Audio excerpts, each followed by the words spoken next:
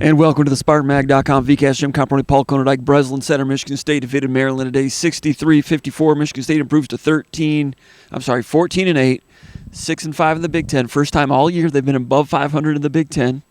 A lot of good moments from Michigan State, a lot of gut check moments from differing areas and so forth. Defense was good, like you wrote about in the 3 and out. In the meantime, hey, give us a thumbs up, give us a like here at the channel, subscribe to the channel, go to SpartanMag.com, become a subscriber, $1, give you a month of coverage for only a month.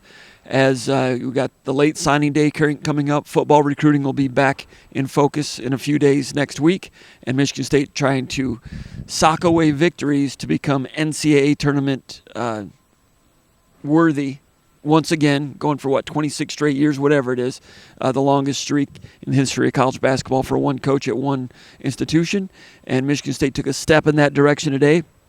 Michigan State and Maryland came in with the same record. Non-conference and conference. Whoever won this game was going to take a step toward the NCAA tournament. Whoever lost was going to take a step backward.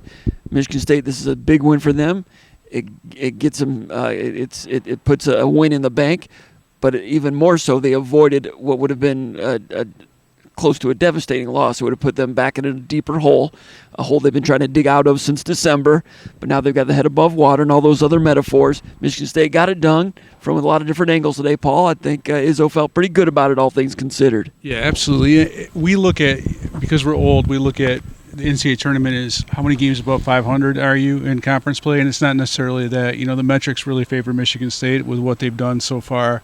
But a home loss is not going to help you out numbers-wise and metrics-wise and all that. And frankly, I mean, you go back to our last VCast after Michigan on Tuesday night. You asked me if I thought Maryland or Michigan State could beat Maryland on their home floor. I know you have a lot of respect for Maryland and what they can do. They have some weapons and they play great defense consistently. And I wondered about that because Michigan State won by 2 there.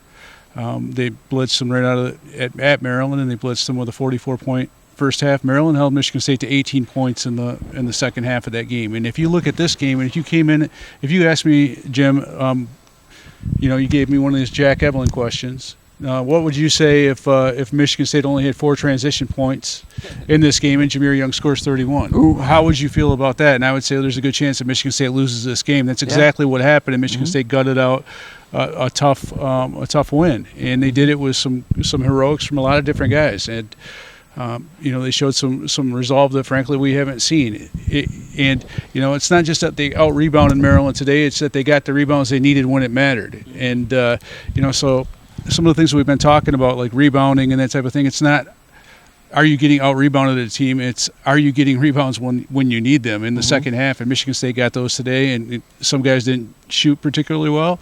Guys like Trey Holloman, Jaden Akins missed some open shots today, but those guys made some plays on defense at times. They got some rebounds and some blocks, and everybody contributed. It was a good team win for Michigan State against the consistently best defensive team in the Big Ten, a team that gave Michigan State all kinds of problems when the transition game was taken away. Today, Michigan State found a way to win. Malik Hall deserves a lot of credit down the stretch, but they did it with defense, and they got just enough to win with their half-court offense. Malik Hall, 19 points, 17 rebounds, 5 of 9. Only 9 shots attempted, 8 of 11 from the foul line.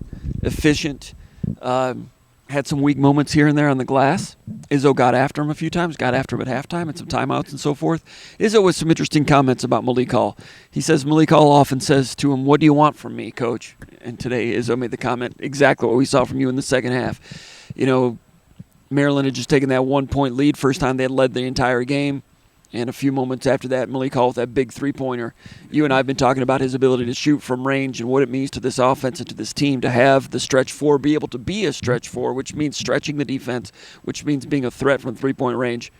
His three-point percentage has been creeping up since a very cold November for him and a cold early December. He doesn't look for that three-pointer a lot. And you pointed out in the final possession of the first half, Malik Hall turned down a three-pointer, had an open one, gave it up, and A.J. Hoggard ended up being saddled with a low percentage off-balance shot of the buzzer that didn't go in. Hall turns that down. Hall needs the confidence, as you've been saying for a long time, to be able to take that shot and make it. Second half, shot clock going down, key stretch in the game, takes a three-pointer, didn't hesitate, looked confident, made it, and that was a key point of, I think, an 8-0 run, which was part of a 16-4 run. It was the biggest shot of the game, and it came from a stretch 4 with an open look from three-point range with a shot clock going down. And those are the shots. Those are the Kenny Goins shots. Those are the Goran Suton shots. Those are the A.J. Granger shots. Those are the Robert Horry shots. Those are the shots in basketball that come open for a stretch 4. And Malik Hall delivered it today. And a few games ago, I said, I'm not sure it's ever going to come around. I'm still not sure. But today there was a big glimmer of hope, and his percentage has been pretty good the last couple of weeks, and this team is different if he has confidence with that shot. Yeah, I don't think he's going to get confidence, Jim. I mean, he made one big shot because he had to. The shot clock was winding down. He's from the wing. He let it go. There's 5 or 6 other times where he had open threes in the corner. He dribbled into traffic. Now, to Michigan State's credit, they did some things to change things up and get him the ball in the post in the second half, on the baseline, instead of having him out there on the wing and putting him in a position where he's going to drive to the, he says that, I asked him about that. I said, you drove to the basket a few times in the first half and you came up empty because Maryland packs everything in, and he's like, well, I made a misread on that. No, you didn't make a misread on that. You made a decision to do something you're more comfortable with than letting it fly. So I don't think he's going to be a stretch 4. I don't think he's got to be able to hit an open shot at times. He showed he can do that today. His percentage might be creeping up, but he's taking fewer and fewer of those shots. You can't turn down open looks against this kind of Maryland team. They want you to do that. You can't drive into traffic. Michigan State's done some nice things in this game and the last game to get him the ball in positions where he can score. If the double team comes or you've got a guard dinging down, Malik Hall's a good enough passer to pass out of that and get it to an open teammate. He did some really good things at the free throw line today, 7 of 9 from the free throw line. I believe all of those were in the second half. If I'm not mistaken, 14 points in the second half. His rebounding, 5 of his 7 rebounds came in the second half. So he did what they needed him to do. He played good defense in the second half. He played 18 minutes. He really grinded out. You talk about Izzo, making reference to the conversation that he had with Malik Hall. Well, there's the other side to this conversation, and Malik Hall is a quiet guy. He's kind of one of those guys that believes in staying even keel. He believes that if he gets angry, in a traditional angry sense, that he's more liable to make mistakes, and he knows himself. So he tries to keep it, even keel. And Izzo doesn't like that when Izzo yells at him, and he doesn't yell back. But to his credit, Malik Hall showed with his play on the court that high care factor that Izzo wants to see from his player. I think both those guys have grown together. Hall not understanding that his coach is an emotional guy and not taking it too much to heart when he's getting screamed at. He doesn't scream at him much. No. Izzo does not scream at Hall much because he knows Hall's. But that's what I'm saying. That shows growth. And he did it at halftime, and that didn't work. But Hall knew how to do what he needed to do, and it's kind of center himself, take advantage of opportunities when they present themselves, and make 50-50 plays. He did a really nice job of that. The team did a really nice job of that. And, I frankly wondered after Hall missed 2 of those free throws in the second half, like, okay, is he going to fall apart at the line? Is his confidence going to be messed up? He goes and he makes 2 front ends of 1-and-1s thereafter. So you look at the stretch that Michigan State had when it was hanging in the balance of a 1-point game. Hall made a ton of plays there. You mentioned the 3-pointer, but there was also the the layup right after that, and then it's an and one. He got fouled on that one. And then the two free throws, 2 possessions later, where Michigan State goes from being a 1-point lead and all of a sudden they're up by 8. Mm-hmm. So this Maryland team, which has shown the ability to be so clutch because of Jameer Young, all of a sudden it's not a 2-possession game or a 1-possession game where Jameer Young can't bring himself to bear on it. It's a 8 or 9 or 10 or 11-point lead, and that really kind of helped Michigan State out. Yeah, Malik Hall with 5 field goals today, and none of the 5 were garbage. All of them were difficult. The drive and one on that one. I think that was like screen roll replace, and they got out on the replace man, and he made a good read on that one and drove, scored, and got fouled. But like in the first half, spinning counter moves in the lane, follow away, turnaround jumper. The 5 field goals, there's no garbage points in there. He got some points at the free throw line, but efficient. And Izzo wanted more out of him in a lot of areas, but they don't win this game without Malik Hall, and that's what you need from a 5th-year senior with all this experience. And he saddled up and gave them. We talk about what he needs to do as a stretch 4. We also need to, like you said in your article, the things that he does do, not think about the things that he's not providing, but the things that he does provide. The scoring in the lane, shot fake, medium range. Rebounding, because it fluctuates. I mean, last year you could make the argument when he was at the 3 that he's further away from the basket. He might not get as many rebounds. This year he's playing the 4. He should be able to bring himself to bear on the glass in every game. And Michigan State, with this rebounding team, they can't afford him to have 2 or 3 rebounds. They need him to have between 5 and 7 in every game. And in this game, he had 7 rebounds. So that was huge. But then you also look at Jaden Akins and A.J. Hogard, not scoring a ton of points, but those guys combining for 10 rebounds. And that those are all big things for Michigan State. When you look at what is the weakness of this team, well, the physicality piece, it's not what it's been in the past. Rebounding, you got to be more of a team rebounding effort. We got that for Michigan State. Michigan State got that in this game, and Malik Hall was a big part of that. Did you? I didn't talk to Malik Hall in the locker room afterwards. I was speaking with Hogard and Walker a little bit. You spoke with Malik Hall. What was he like? What was your read on him? He was just chill like he normally is, but he obviously feels good about himself and what he was able to provide. Like I talked to him about rebounding, and he said 7's a good number for him. He's not going to go out and say that he's going to get 10 rebounds every game, but he feels like he needs consistently to make an effort and take advantage of not. It's not just rebounds. It's like when there's an available board in your in your area. I think in the first half, I didn't talk to him about this directly, but in the first half, there's quite a few times where Donta Scott was more physical than him or whomever he was cutting out against, and they got boards that maybe could have been that we've seen in the past Michigan State power forwards get at times, like a Brandon Dawson or even a Joey Hauser, where those 50-50 boards, I didn't feel like he got those in the first half. In the second half, I think he did, and you saw other guys like Jaden Akins helping out.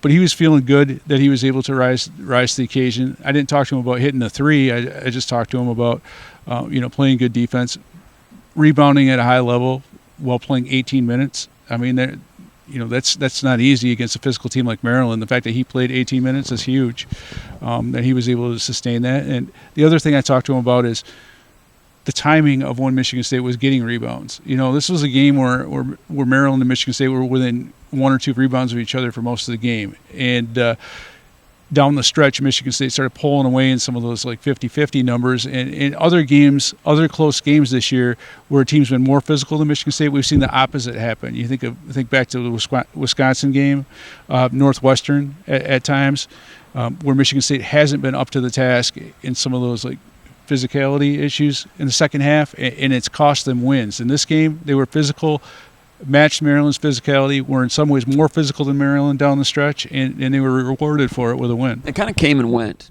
They've been focusing and emphasizing it all week to get those rebounds against a team that out-rebounded them by 15 last time, and Michigan State's problems on the boards, problems with loose balls.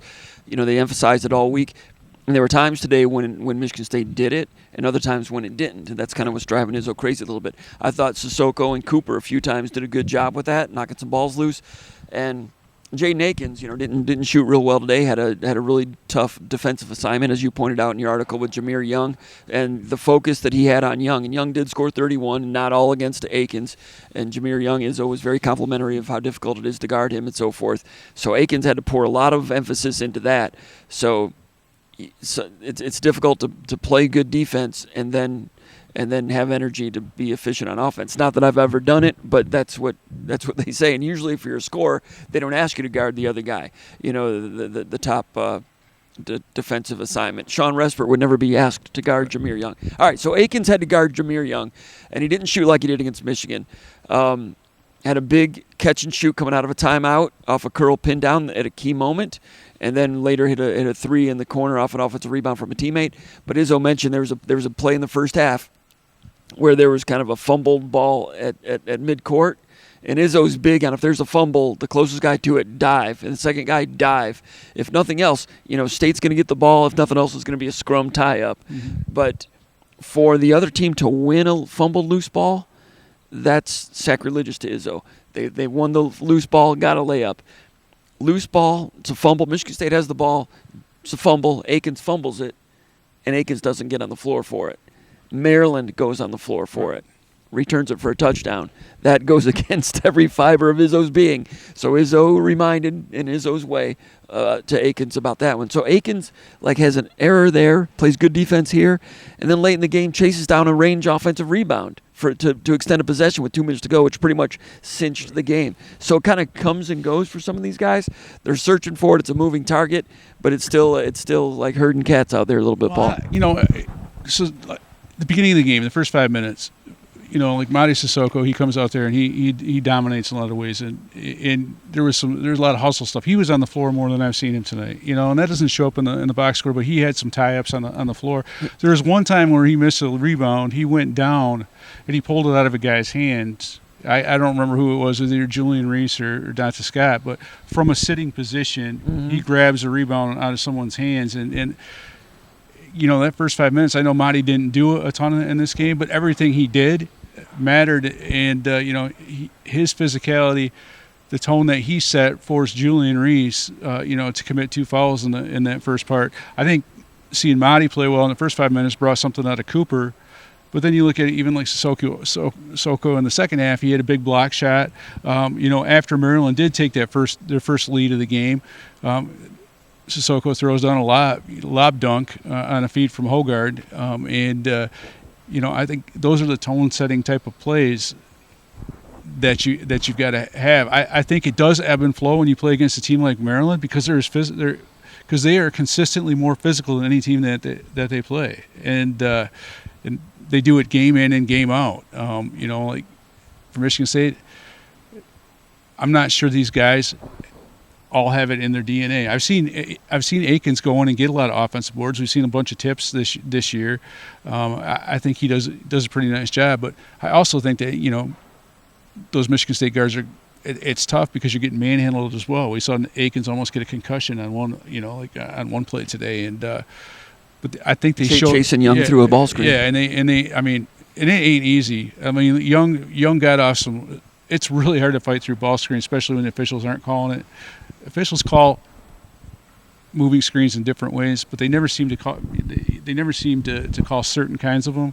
And man, Young gets rid of that ball so quickly out of his hands when he's behind a screen. Same thing with Dante Scott. I think Michigan State played with a different level of physicality, and I think Maryland came in here looking to prove a point.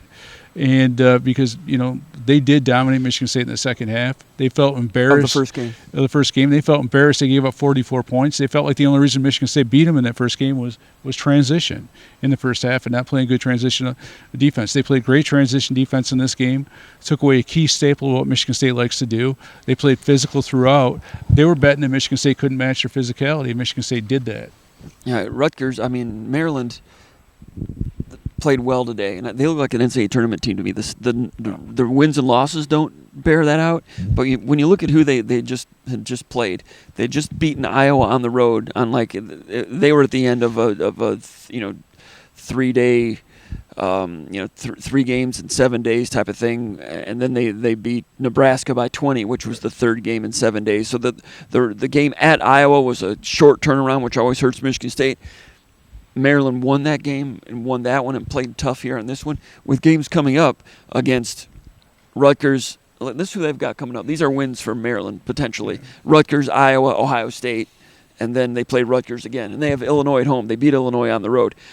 If they keep it together, I could see Maryland winning a string of games and getting back and making a run to get into the NCAA tournament, because I think they're a tournament team. I don't know how they've racked up all these losses, but, man, that's a tough team Michigan State played today. Well, I think when you look at who that they've just beaten and how they did it, like Michigan State's a good offensive team. We know, they've done a lot of good things, but to shut down Iowa, who is not, this is not a good Iowa team. Their defense is terrible, but this is one of the higher scoring Fran McCaffrey teams, a team that's averaging 88 points a game, and they go and shut them down. A good Nebraska on the road in a crappy schedule turnaround. Right, and you look at like the Nebraska team, that Nebraska team is scoring a lot of points this year, and they are hard to guard. And Maryland shut them down. So this defense that Maryland plays is no joke. It's not, and it's not the byproduct. It's not the byproduct of a really easy non-conference schedule where you're playing, teams where you should be scoring 100 points every game. Maryland is legit.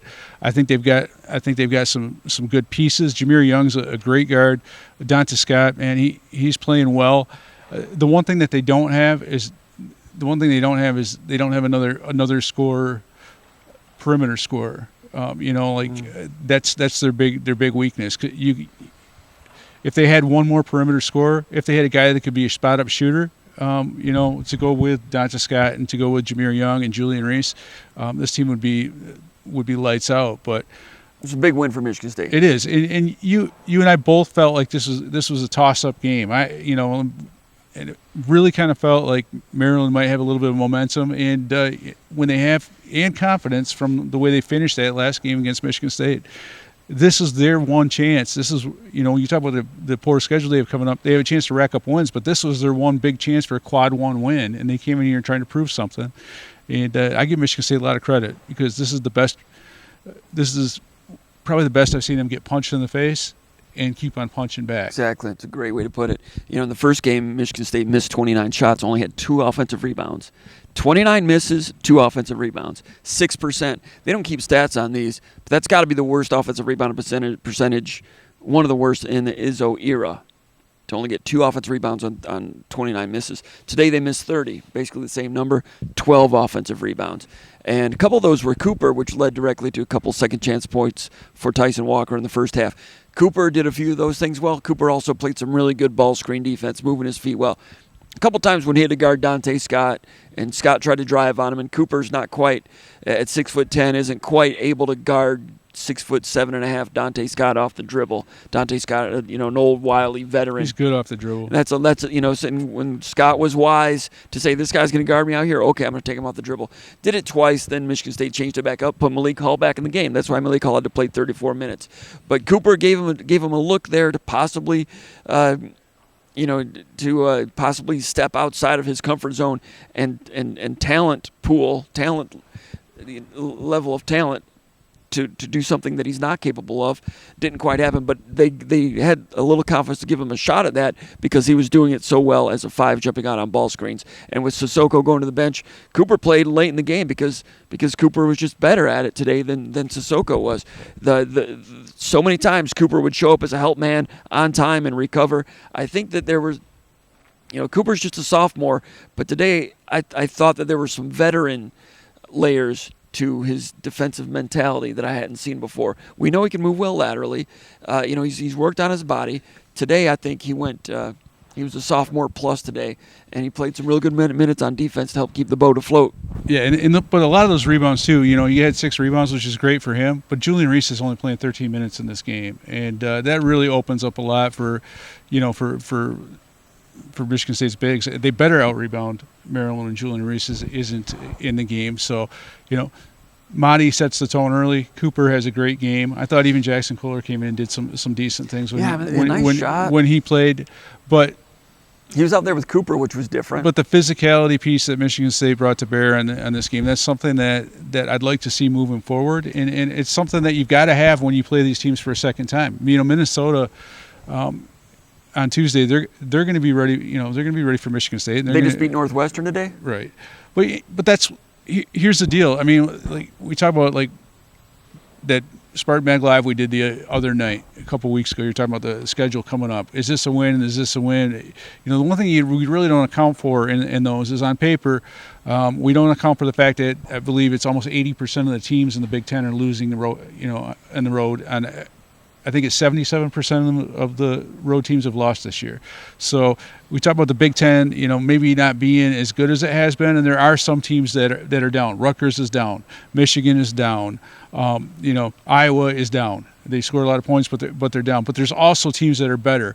You look at this Maryland team; they're pretty good. I think they're better than they were last year. At least they are defensively. I think Minnesota's better.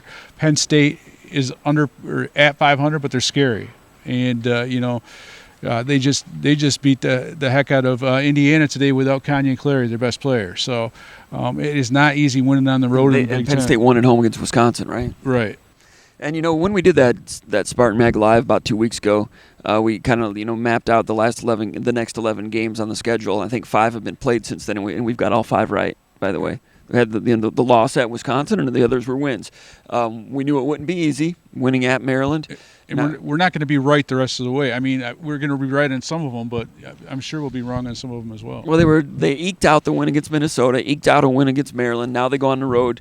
Minnesota didn't play with their point guard when they were here, and Michigan State won by 10. But they were fortunate to win that game. Michigan State needs to play better in this game than they did in that one to win at Minnesota, and that's going to be a really tight one. If Michigan State can go do that, then that would show to me. We'll have to see how it plays out. But if they go and win at Minnesota, those are the type of stripes you need to get into a second weekend of an NCAA tournament. If they do it, they're going to have to be a physical team, because I think Minnesota is more physical than people give them credit for. They've got more rim protection than they had when I think Michigan State played them, because they got a player that's getting healthy. That point guard who's dynamic, Elijah Hawkins, he had a double-double today, but he twisted his ankle very badly. Now, he played through that ankle pain, showed some grit, but will he be 100% when Michigan State plays him on Tuesday night?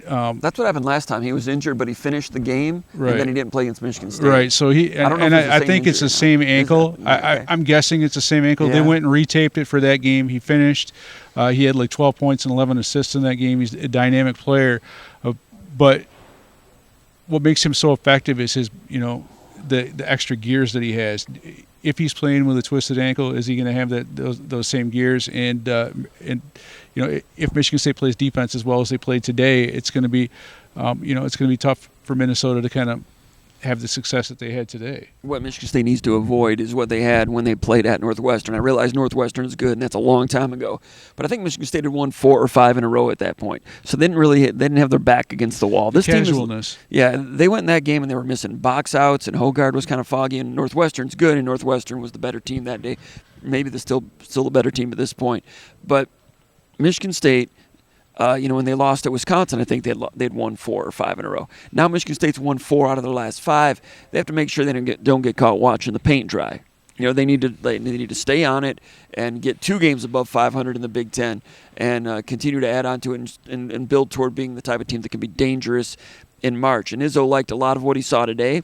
Like A.J. Hogard said, we might have played 34 good minutes today. We're still trying to find and search for 40 complete minutes. Izzo's looking for that too.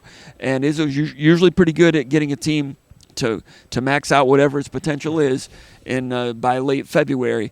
And are they headed in that direction?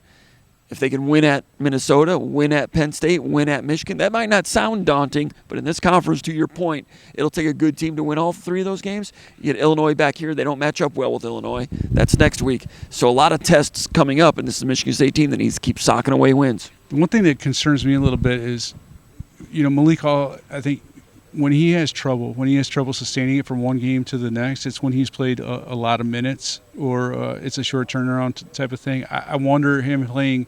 How many minutes did he play in this game? 34. 34. That's 18. He played 18 in the second half. That's a lot of minutes for him.